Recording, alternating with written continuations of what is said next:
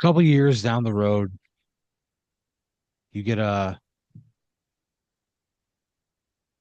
text message from Danny Goodwin. Hell yeah. It says, "Hey, bro, Uh, just got I got an extra ticket to the Longhorns game. Are you down?" Sure. That sounds fun. Danny has a spare ticket to the Longhorns football game. They're playing the Texas A&M Fighting Aggies. Historic rivalry game, right? Oh, yeah, yeah. Two schools that do not like each other, fan bases that do not like each other. So you're like, fuck, this will be like an intense game to go see, you know? The stadium should be electric.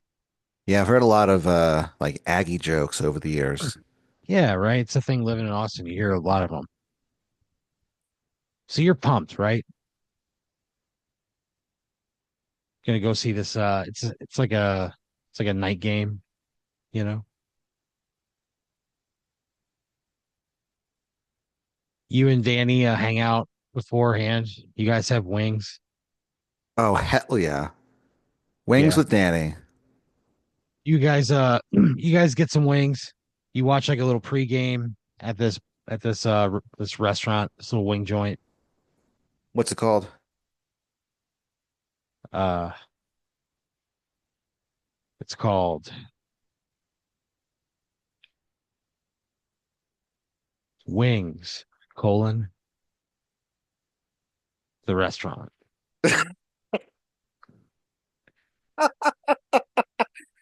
What? Why? Yeah. That's a terrible name. Wings, the restaurant, as if it's like the official restaurant of wings in general. Yeah. I mean, there's some litigation pending around what they're allowed to say, what they can't say, but Oh, wow. Okay. Well, they kind of it's brought that on themselves. All right. I mean, how are the wings? sure. They're solid. 7.5 out of 10. Okay.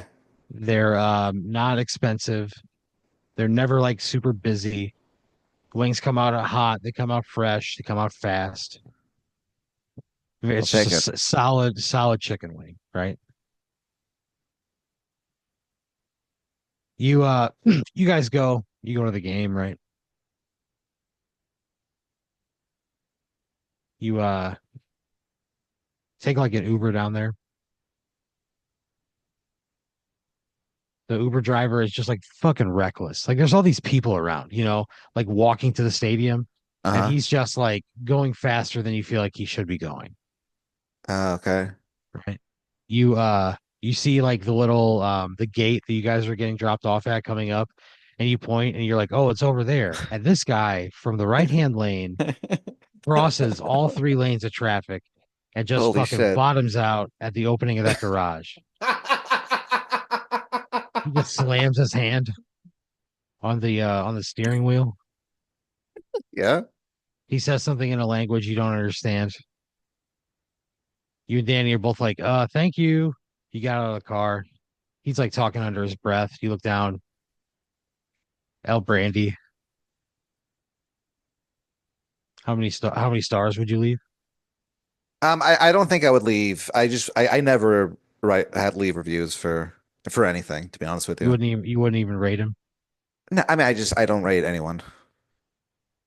So you think that you hit your phone, you close it, right? El Brandy.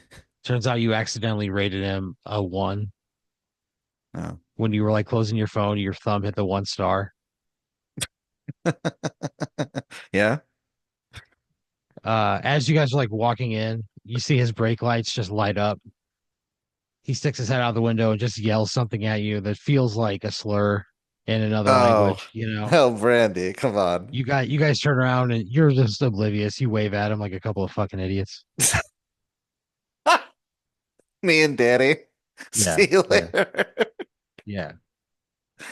Oh man. You get inside the building and you're looking for like the guide to your seat. You guys are way up there. Whatever. You're not there to like watch the game. You're there for like the environment, the experience. So what? sight line to the game is going to be odd, you know? So what if it's far away? You're not there for that. You think that's what I'm there for. You see a stand, like it's like a nacho stand, and they have like a supreme order of nachos. It comes in like a cowboy hat, and it's Oh, loaded okay. up with like ground beef, sour cream, guacamole, a bunch of Okay. cheese along the brim. I probably get one for me and Danny because he paid for the tickets or whatever. Yeah, you think that's yourself. But you're still pretty full of wings, so you're like maybe, second half. Okay. So you guys like you walk up, you get your seats. They're way up in the upper bowl, but it is loud and it is electric. Yeah. It's a top three matchup in the country. Two teams ranked, 1 and 3 respectively. All the big weekend football shows are there. Coming to you live from Austin, Texas.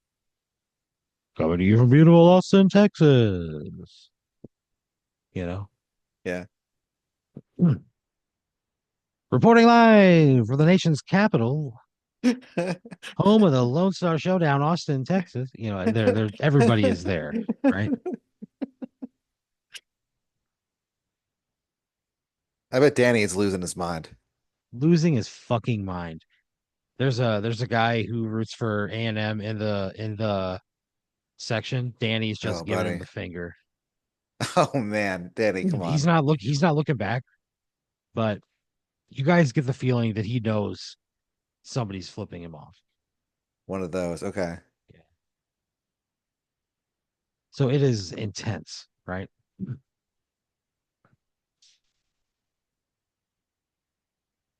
You go to the bathroom in between the first and second quarter. You're taking a hot piss.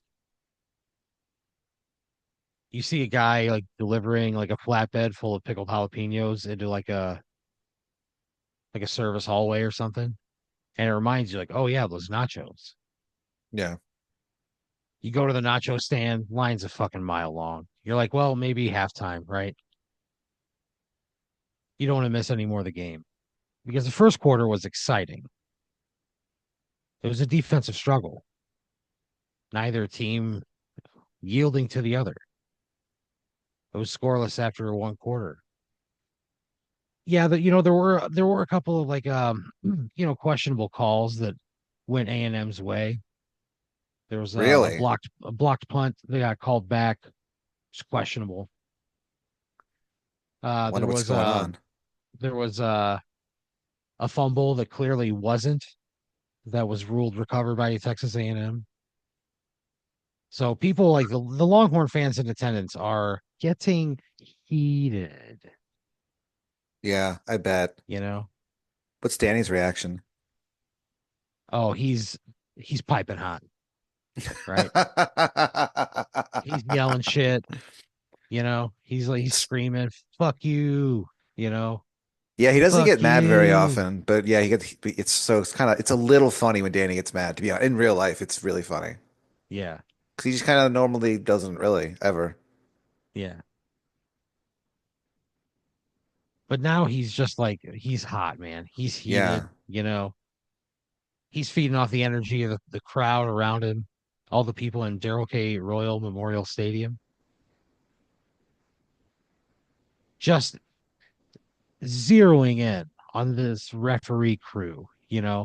The negative psychic energy they're blasting at these guys Oh man, is unreal. It's 100,000 people that are in that building. Figure maybe 75% of them are for the side that's getting screwed. yeah. Okay, what's up A with these small umps? chant, I don't know. They just made a couple questionable calls that, um, there are things that can swing a game, things that can make a difference in the final score. And it's such a heated rivalry, you don't want it to come to that, you know? Even if you're the beneficiary, it's like, you want to beat your rival fair and square, Oh more yeah, so of than course, anybody yeah. else on your schedule, you know? You don't want to give them a reason to go, well, no, here's why it's bullshit that you beat us. You want to be able Yeah, to have a win that isn't marred by anything. yeah. So that's exactly what you think, right? And Danny's just belligerent, beside himself, right? Oh no, poor Danny. A&M runs into the ball for the first score of the game, 7-0. They show the replay. There should have been a holding call. It was pretty plain as day. The A&M Oh left shit. tackle pulled the Texas defender to the ground, just yanked him down. Should have been a holding call. And that's the side that the running back scored on. So people are just like pissed, you know? You I could see it bet. at the end of the first half is coming up. You're like, I'm just going to go. I'm going to get these nachos and we'll just fucking ride out the second half, you know? So you leave, right? You, you go, you get in line at the nacho place. You're talking with other Texas fans that are there. Everybody's complaining about the refs. You're like, yeah, they're getting screwed. You're contributing to the conversation. It sounds like it. You get to the front of the line, you know. The lady asks for your order. You tell her, I want an order of supreme nachos, everything on it, and a bottle of water. And you say, make that 2 bottles of water. She rings you up. You pay her, right? You hear the whistle. You got like a 20-minute halftime. You spend like 10 minutes of it just kind of standing there waiting for your food. They call your number. They give you the nachos. They give you the water. You say thank you and you turn around and you start walking away. Bye. You look back, you're like, man, I'm glad I came out when I did. The line at this place is like so fucking long now. It's like wrapping around the concourse practically. Yeah, I feel like whenever that happens, I feel like I got one over on them or something, you Yeah, know? yeah. Like It's you this think weird like feeling. suckers, you pick Yeah, up a yeah. chip, right? You go to dip and there's no jalapenos on your nachos. And you go, huh, that's weird. You go back to the stand. You walk up to the lady who took your order and you go, excuse me, miss. And she goes, can't help you, honey. You got to get in line. And you're like, no, I was just here. You didn't put it. And she like sticks her hand out. She goes, I can't help you. You're gonna have to go into the line.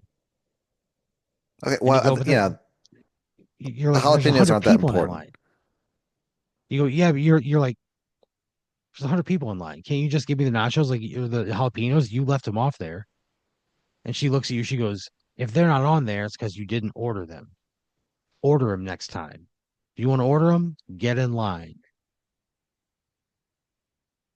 You think, fuck this. You're kind of like pissed off. Yeah. Everybody's angry. It's like Ghostbusters 2, you know? Everybody's just pissed off. You're in a pissed off group of people that ooze running underneath the stadium practically. Ugh. So you start walking back to your seat. You're like, this fucking sucks. Like, I just wanted jalapenos on my nachos. Like, you know? Well, it's And not then that you big of a see, deal. no, but it's just like you saw that guy delivering jalapenos earlier and you've just had a taste for him. The taste And for then jalapenos. you see the door that he walked in where he went to deliver the jalapenos. It's cracked a little bit.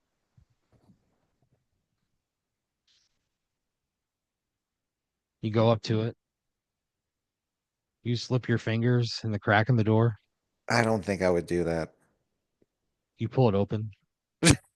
Wait, hold on. I have that much of a taste for jalapenos that I'm going to essentially break into this. And the door's open. I don't work there. It doesn't say restricted or anything. It's I just a feel blank like it's door. implied. Well, you open it, you step inside, awash with the scent of a sour brine, Oh man. and you kind of like you look out and you see that like whatever you're in like some kind of a storage room that has a hallway running through the middle of it, links you to another room on the side of that. You can look out, you can see over the field, and it's from like an angle you've never seen before, you know. It's a perfect view. And you see the kickoff of the second half, and Texas receives the ball.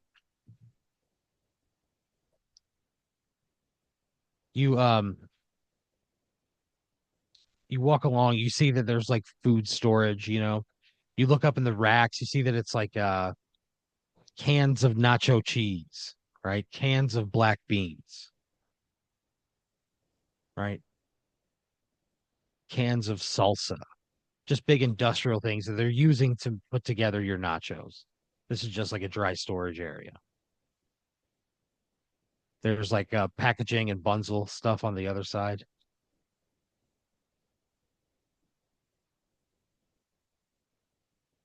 The door on the end is like a swinging door. You hear the creak of the cart, the same one that you saw loaded with jalapenos coming from the other side. You walk up to the swinging door, you press your hand up against it, and you hear the stadium just start booing again. Boo, boo. You can almost swear that you hear Danny yelling, fuck you, over like the crowd, you know? Oh, Danny.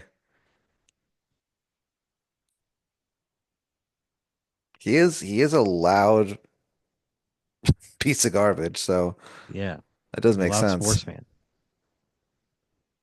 So you keep you know, you push the door open. You see you're further into like dry storage. And along one of the walls, you see like a giant like 5 gallon jug of pickled jalapenos.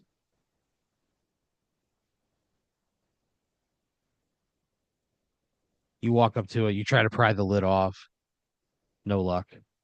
Has It's one of those that hasn't been opened. You got to open it with that tool, you know. Oh, okay. Yeah. It's one of those fucking bucket opening tools. You descend further into the storage area. There's like a big metal door with a latch on it. It's like cold storage. You put on a little parka they have hanging up on the wall. Man, I'm going really deep into dry storage. You open up the cooler door, and like the beef on your nachos, there's just like steam like radiating off of it. That's how hot it is, you know. Wow. And there you see on one of the racks is like a little hotel, like a little half hotel pan full of pickled jalapenos. It's got like a date sticker on it and everything. Oh, okay. You reach out, you lift the lid, you just grab a handful of them, sprinkle them on your nachos. You turn around, you exit the cold storage, you hang up the parka, and then you hear like from your periphery, you hear somebody on like a walkie-talkie saying, holding number 56. And a minute later, the crowd erupts in boos. The referee comes over the PA. He goes,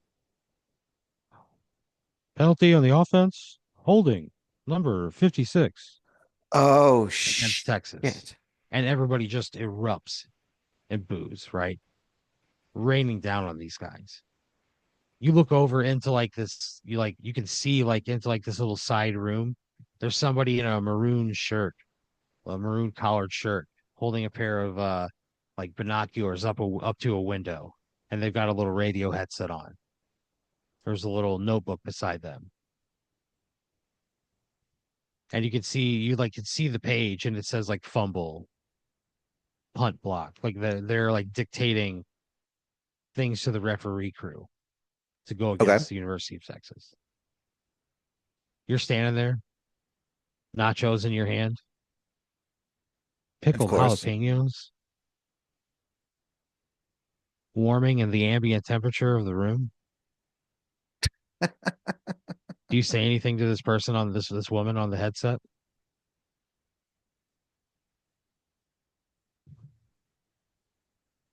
She hasn't noticed me. No. I think I pull out a my phone of and like go to video mode Yeah. and stand perfectly still and videotape her. So Because you this do is that. huge. This is of monumental proportions. You do that, right? You stand behind her, sacrificing the heat of your nachos to the greater good of the University of Texas football program. You videotape her getting like two more of these calls on the field, right? You eventually uh you fart and she goes, "Huh?" And she turns around and you have to like escape there, you know? Gotta go. So you leave, you go back to your chair. You go back to the chair, it's like the final minute runs out on the clock. A&M has the ball. They're up by 3 points. There's nothing Texas can do. They win the game.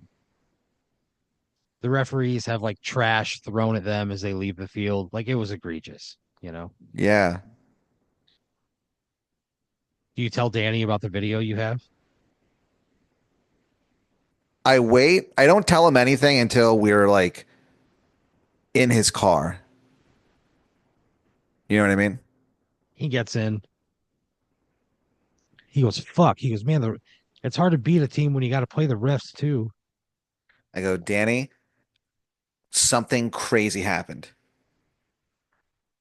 And I tell him and I show him the He starts video. starts the car. You pull out the video. I explained to He him that I like stumbled upon this and yeah. you tell him what it is, and he's like, "What?" And you show it to him. He goes, "Holy shit!" He goes, "That was," and he like names like, "Oh, it was the beginning of the fourth quarter," you know, Yeah. or whatever. He watches it like twice. He goes, "Pat," he goes, "This is proof that they cheated." He goes, "You know, like we should like call the police." Police? He's like, "Yeah, police. Like this No, this there's got to be a crime here." I guess, but I think I would just give this to like I would sell it to like Sports Illustrated or something. Yeah, Yeah, I don't give a fuck about the legalities behind it. I would just go, how can I make a quick buck off this, frankly? Because whatever. Oh, yeah, they're breaking the law, but no one's getting hurt physically, you know what I mean? So, yeah. So you send like a DM or something to a Sports Illustrated social media account. You say, "I have video evidence of the cheating that went on during this game."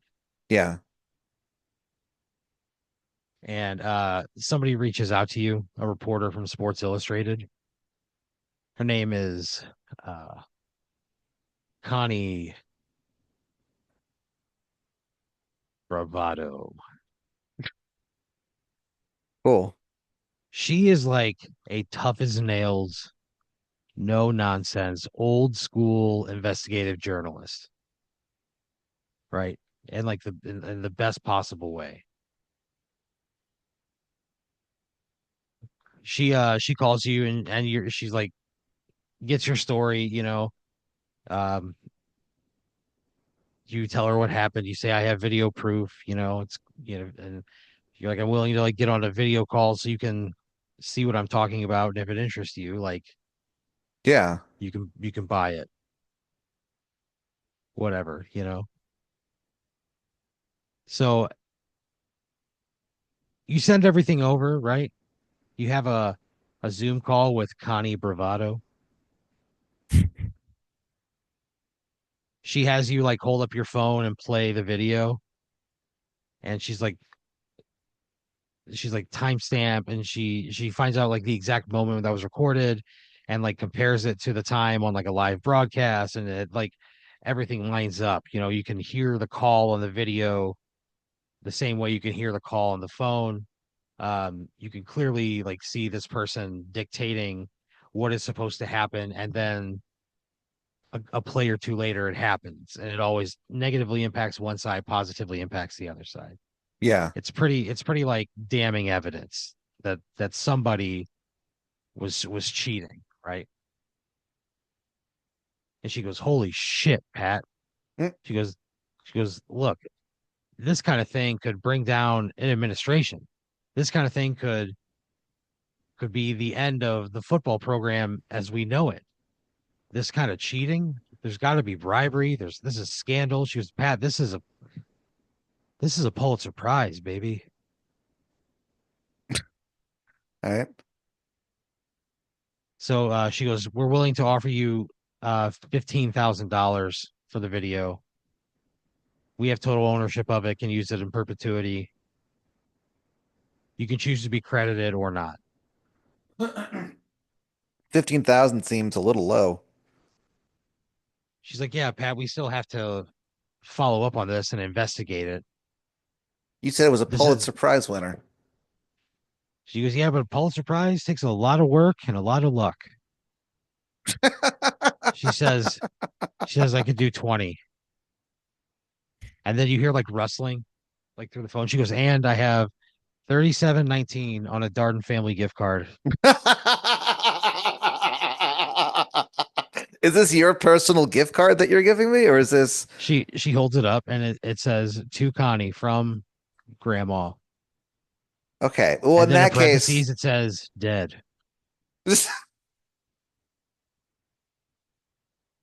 in that case, I go, all right, I'll take the 20 grand, and however, you can hold on to the Darden family restaurant thing. If it's from your dead grandma, I don't want to take it from you.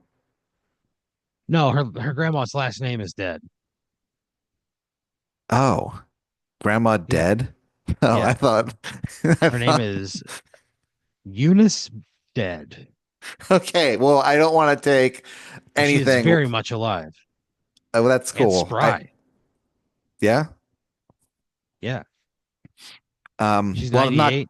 I'm She not going to plays accept that. racquetball. She goes, "Fine. Okay. You don't have to take it." She I'll goes, take the 20 20 grand. grand. Yeah, So whatever. she has you like fill out paperwork, right? They send you a wire, whatever goes into your bank account. Yes. Within like 2 weeks, there's a bombshell report that comes out through Sports Illustrated Well, I don't where want to, I do not want to be credited, by the way. yeah, you didn't tell her that. Um What? yeah, no, it's already come out. So it comes out, right? And it basically they like look into this further, and they do a sting basically. And they see that that they've been cheating all year long. That Whoa. they've been A&M? yeah, that they basically have uh they have a guy on their staff who's like really good at hypnosis, and he hypnotizes the referees beforehand, and he gets them to like do their bidding and stuff like that. So like at halftime, like the referees will like bring him like Diet Cokes, or like a sub if there's like a table somewhere that's got subs on it. Um, so he has like a bunch of he's got a bunch of watches. He's got like a watch around his neck. He's got him like from his vest. He's very identifiable. And they go back and like see on like previous broadcasts where he was like using hypnosis on the referee like in real time. And so they were manipulating the games. And so they end up like it's this huge bombshell report. It gets released by Sports Illustrated. It Crazy. caused they get the death penalty by the What? NCAA. Their football program ceases to exist. Right? They just wipe it out of existence. They're like, you're going to receive nothing, no funds from the university, like everything. It's dead. You I guys thought you meant they cheated to the killed him. point. No, they don't. I mean, people do die. A couple people die in the fallout, but What do um, you mean? There was just like a big fight between a University of Alabama fan and a Texas A&M fan at a Home Depot in like Mobile. And after this ruling came out, Texas A&M had beaten Alabama earlier this year, and the Alabama fan just beat the shit out of the A&M fan with a board right from inside the Home Depot. Oh, Hit him on the head, just beat his brains into paste. He went to jail and had to buy the board. And lumber is not cheap. made him pay for the phone too. I mean, Yeah. I guess they would. I don't. I guess why Yeah. wouldn't Oh they? yeah. Yeah, How for how sure. expensive was it? The board itself was 1593, Oof. covered in blood. So, yeah, there has been like a little bit of death from this. So point being, they get the death penalty, right? They they can't play football anymore. Institutionally, they're stripped of a bunch of money by the NCAA. All it causes the demise of their entire athletic department. It's very sad, the Wow. whole thing. And so they link like a tweet to the video or to the story that has like the video, right? And it says courtesy of Pat Dean rules, they Oh tag no. you they tag you in it, right? Oh no. On Instagram? On Instagram, yeah, you get tagged in it. Okay. At Pat Dean Rules, everybody. So you start getting like heinous messages, Oh, right? this sucks. You start getting like death threats, you know Oh no. Yeah. I would go private pretty quickly. in the aftermath of the reporting, all the wins they had that Texas A&M had that year are vacated. So the Texas Longhorns wind up getting their victory for that game. It Okay. counts as a forfeit. Danny's probably psyched about that. Yeah, he's pretty psyched about it. You're welcome. So, but again, your life has been like rearranged quite a bit. Just, you do a public thing and you're easy to find, and you want to Yeah. continue doing a public thing, and then there's a lot of social media and stuff. So really kind of you have to go underground for a little bit, you know. Turns out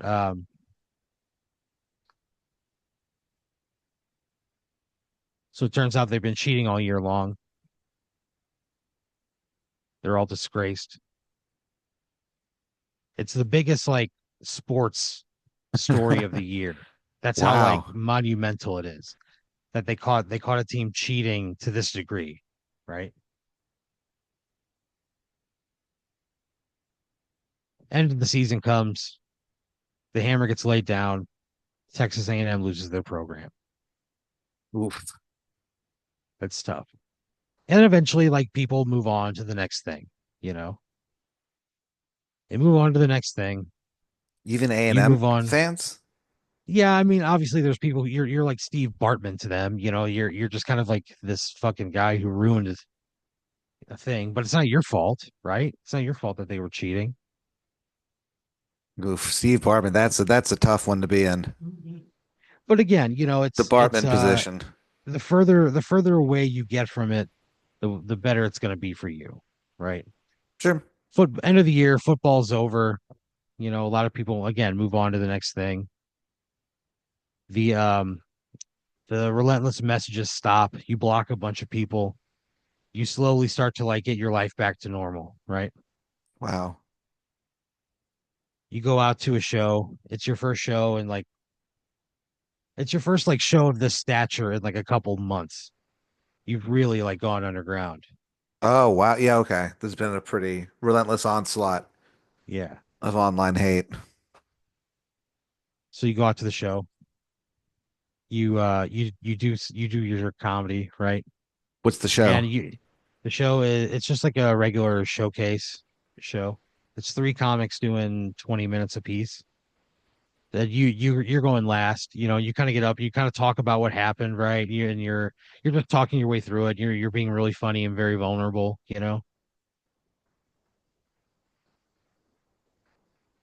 You're you're about to go in your closing joke, right? You're looking out in the crowd. You can barely see the faces that are in the front row, and you kind of look to the back. And as you look to the back, you see like a circle, just a circle of light. And slowly there's like a spinning wheel that comes into focus, and it's like one of those black and white wheels, you know. It's just spinning around and round, and you get caught up in the rotation of the pattern. And you can only focus on this spinning wheel, and you don't even see the face of the man muttering words that are coming out of your mouth because he has totally entranced you. Oh man. He has you under his spell, Fuck. and he has you just say the worst jokes of all time. Oh He has you no. he's not a comedian, so he's just up there. He's like he has you talk about like describing what it's like when you take a shit. You know, you're like Ah. me touching my pee pee lots. You know, you're it's just like a whole bunch of stuff that like it just like turns you into a terrible comedian, you know? Is he And trying to be funny or is he fucking with me? no, absolutely not. He's fucking with you. Man.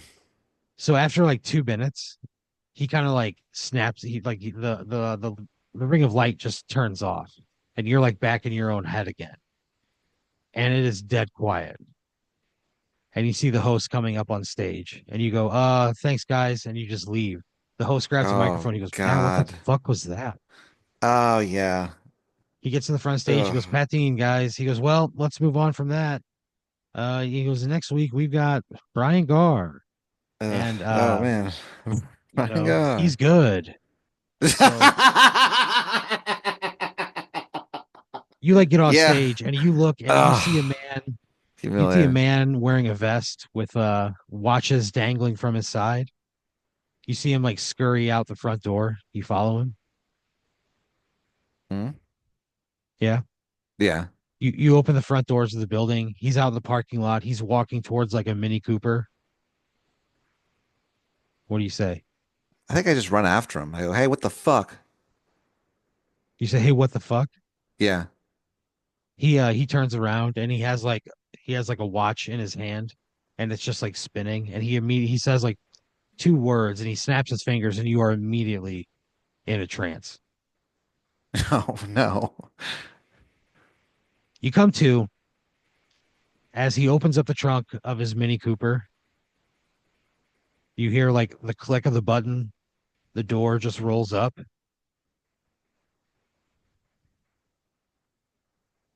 He kind of like you're like you feel your hands like tied together and your knees like tied together and your ankles bound.